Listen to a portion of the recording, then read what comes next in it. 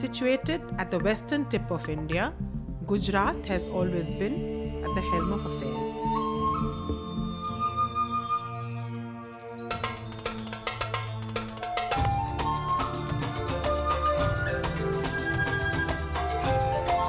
Since time immemorial, the state has been endowed with geographical advantage and historical importance.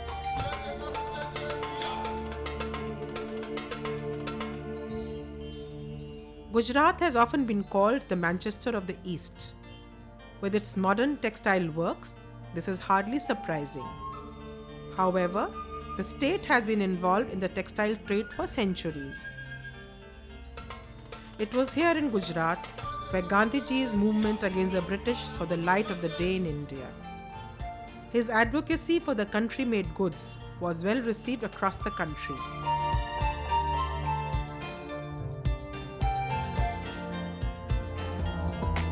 Weaving dates back to the Gandhian era in Gujarat. Many families took up weaving as a profession and, after independence, the central and state governments took umpteen measures to give the profession a facelift. A tryst that had begun with cotton and its weaving has now moved on to silk and weaving of breathtaking silk saris.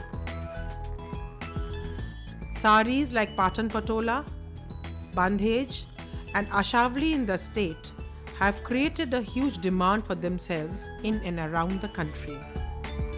The Patola sari is one of the finest hand-woven saris produced today.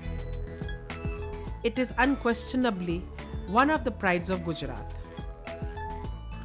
Patola saris are known for their flaming bright colors and geometrical designs interwoven with folk motifs.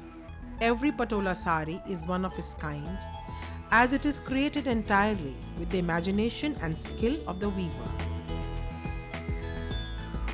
These saris are created by using the resist dyeing technique.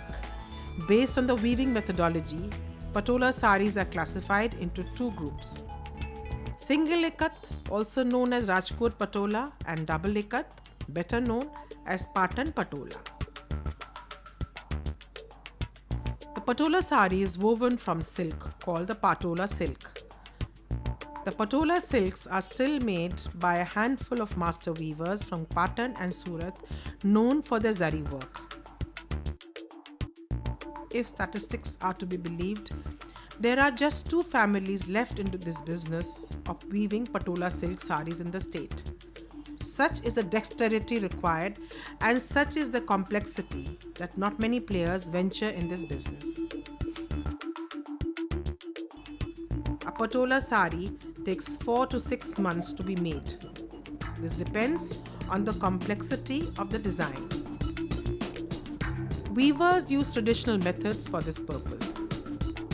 A saga that begins from the traditional bobbins, on which the silk threads are spun, goes on and on to fetch a beautiful piece of fabric. The Patan Patola is done in the double ikat style, which is perhaps the most complicated textile design the world over. Each fabric consists of a series of warp threads and a single weft thread which binds the warp threads together. Each one of the warp threads is tied and dyed according to the pattern of the sari, such that the knotted portions of the thread do not catch the colors. The result is that both sides of the sari look exactly alike, as if it is printed on both sides with the same design, and it can be worn either way. The weaving is done on simple traditional handlooms, and the dyes used are made from vegetable extracts and other natural colors. Flowers, animals, birds, and human figures form the basic design. The designers, known as Naqshbands, first draw the patterns on paper.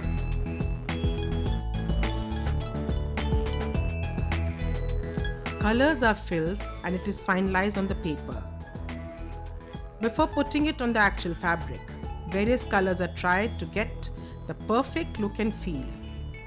The cost of patola saris runs into thousands and at times even into lakhs.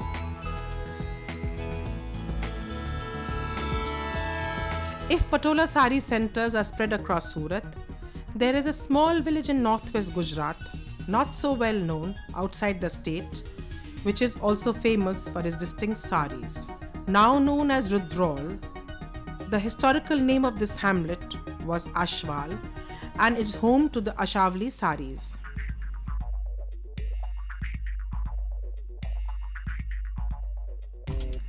Creating an Ashavli is a very tedious and time-consuming job as the weaving is done using the age-old technique of jalas. Extensive use of zari, gold and silver is the hallmark of Ashavali saris. The distinctive aspect of this fabric is its heavily textured, almost brocade-like quality. The elaborate pallus and borders are dazzlingly adorned with motifs woven in warm colors. The zari of the sari has a sheen which is muted as it is woven in the twill weave. Diagonal borders in bright colors simulate the effect of enameling on gold. Some Ashavli saris, which are for more informal occasions, do not have such a spectacular use of zari. The tie-dyed saris of Gujarat are perhaps the best produced in India. Also known as bandhej saris, single color saris and odhnis with white spots are also common.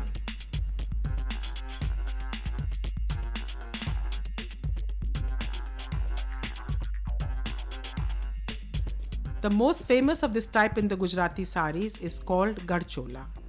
It is usually red in color but occasionally green as well. It is divided into a network of squares created by rows of white tie-dyed spots or woven bands of zari.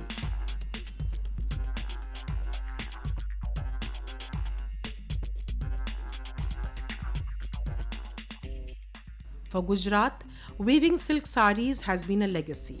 Till date, the state commands a universal appeal for its saris. With the state government taking all measures to conserve the fine art, weaving still has the same respect as it has had in the past. State patronage has given the much needed fillip to this industry.